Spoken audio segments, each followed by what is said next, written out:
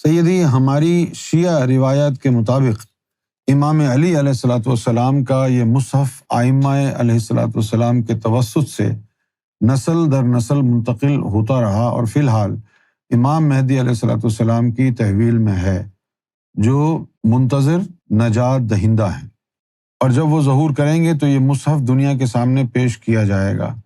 براہ کرم اس اہم مسئلے پر روشنی ڈالیں۔ جس مصحف کی اصغر بھائی آپ بات کر رہے ہیں، یہ مصحف علی کسی کتاب میں نہیں لکھا۔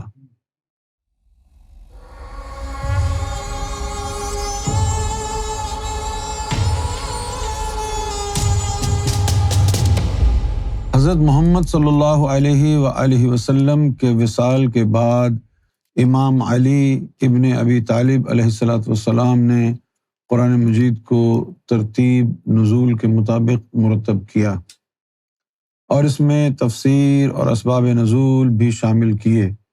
روایت ہے کہ آپ علیہ الصلوۃ والسلام نے یہ نسخہ ابتدائی خلافتی حکومت کے سامنے پیش کیا، مگر اسے معیاری مصحف کے طور پر قبول نہیں کیا گیا۔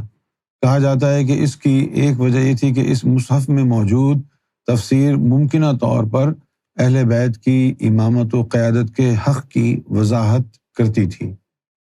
سیدی، ہماری شیعہ روایات کے مطابق امام علی علیہ الصلوۃ والسلام کا یہ مصحف ائمہ علیہ الصلوۃ والسلام کے توسط سے نسل در نسل منتقل ہوتا رہا، اور فی الحال امام مہدی علیہ الصلوۃ والسلام کی تحویل میں ہے، جو منتظر نجات دہندہ ہیں، اور جب وہ ظہور کریں گے تو یہ مصحف دنیا کے سامنے پیش کیا جائے گا۔ براہ کرم اس اہم مسئلے پر روشنی ڈالیں۔ جس مصحف کی اصغر بھائی آپ بات کر رہے ہیں، یہ مصحف علی کسی کتاب میں نہیں لکھا۔ یہ مولا علی کے سینے سے مستحق لوگوں کو سینہ بسینہ اس دور سے ہی منتقل ہوتا آ رہا ہے، اس دور سے ہی۔ اب اس مصحف کو حاصل کرنے کے لیے اپنے قلب اور نفس کو پاک کرنا پڑتا ہے۔ جس طرح آپ کے پاس کوئی میموری کارڈ ہو، اس میں آپ نے کچھ سیو کرنا ہے تو اس کو فارمیٹ کرنا پڑے گا نا۔ پہلے جو فائل ہے ان کو ڈیلیٹ کرو تاکہ اسپیس بنے، پھر نئی فائل اس کے اوپر آپ سیو کر لو، ہے نا بھائی؟ اسی طریقے سے پہلے اس کے اندر شیطان اور نار بھری ہوئی ہے، اس کو خالی کرو نا۔ پاک کرنے سے مراد یہ ہے کہ پہلے جو آکیوپیشن جس کے پاس آپ کے دل کا ہے، تو اس آکیوپیشن کو وہاں سے نکالو، شیطان کو وہاں سے نکالنا پڑے گا۔ جب آپ کا دل شیطان سے خالی ہو جائے گا تو یہ پاک ہونا ہے۔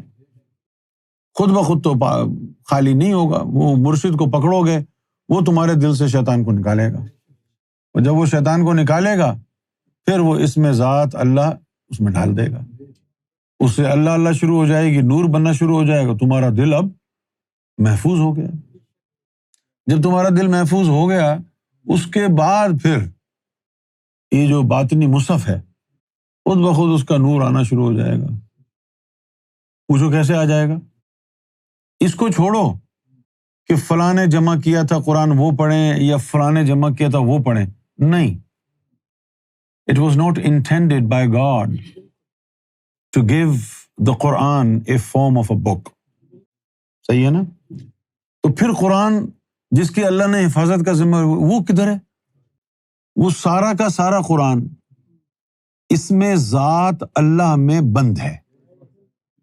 مولا علی نے فرمایا کہ پورا قرآن قل هو اللہ احد میں بند ہے، قل هو اللہ احد بسم اللہ الرحمن الرحیم میں بند ہے، اور بسم اللہ الرحمن الرحیم اس میں ذات اللہ میں بند ہے۔ جب اس میں ذات اللہ تمہارے دل کی دھڑکنوں میں سنکرونائزڈ ہو جاتا ہے، رگڑا لگتا ہے، نور بنتا ہے، تو وہ اس میں ذات جو ہے پورے قرآن کا نور اس میں موجود ہے۔